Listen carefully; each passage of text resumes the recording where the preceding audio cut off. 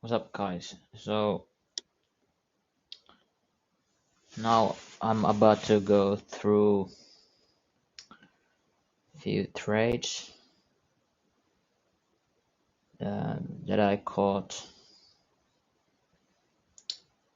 in AU New York session here. So this trade I didn't actually take, but this one I did take here. Let's go through that. So obviously we got that CPI day, huge push to the upside. I was expecting some type of repricing to the lower prices, and we didn't quite catch so deep retracement as I thought we would, but that doesn't take away the fact that I was still looking to take sells. And Asia built some liquidity. Here you can see Asia high here. London takes that out, so that is a sign that you're bearish for the day. The biggest move has happened to the downside. Then you have a little bit more corrective price action to the upside. It sweeps the Asia high, so then you are looking to take Asia low. London does not do that. Instead, what happens is that when New York opens, price absolutely pushes to the upside, taking out that London liquidity. And not always, but quite often, New York takes out London liquidity. New York wants to, after that, it wants to go and take maybe London lows, and in this case Asia lows as well, because Asia lows had not been taken yet.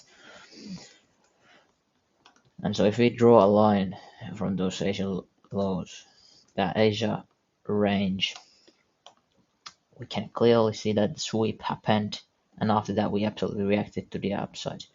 So we can, the sweep is not quite great, it's like 0.5 pips, and so mainly because that sweep is so minimal, I would like to see maybe 5 pip sweep or something like that. So that proper bigger sweep happens here, the next Asia session here. But yeah, cool. So then we go to the actual trade. So we took out the London high. So yeah, here we broke structure to the downside the first time here, really. Because if you look at this, yeah, you're able to find some type of entry position possibility in M1 from here. But as I'm kind of like beginner in this, I'm not that comfortable with taking those M1 entries, so I'm willing to take those, but I'm not taking executions on M1. And so, which means for me that there was really no trade in this price leg. So I'm just monitoring price pushing to the downside. Then price makes lower high, and then price sweeps that high with this.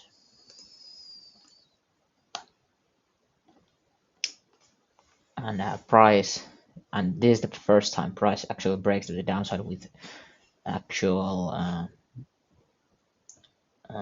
power and volatility. As you can see, there's a actually clean displacement there. I mean, not that clean. There's one up close candle there, but that's very small and it doesn't really matter. The huge fair value gap that we created is the most important thing. Okay, so this price action that has suggested the whole day that we're going to the downside. Now, if you look at, I guess it's M15 price action, this push to the upside that took out this high here, this push. What do you see here? You see that it created this fair value gap that I have denoted here, I can take out this now, by the way. So I've denoted this fair value gap, and this push to the downside. This respects that usually, and then as we come back to that fair value gap, we respect first the considerable encroachment line, and then we don't really even wick out of the fair value gap. So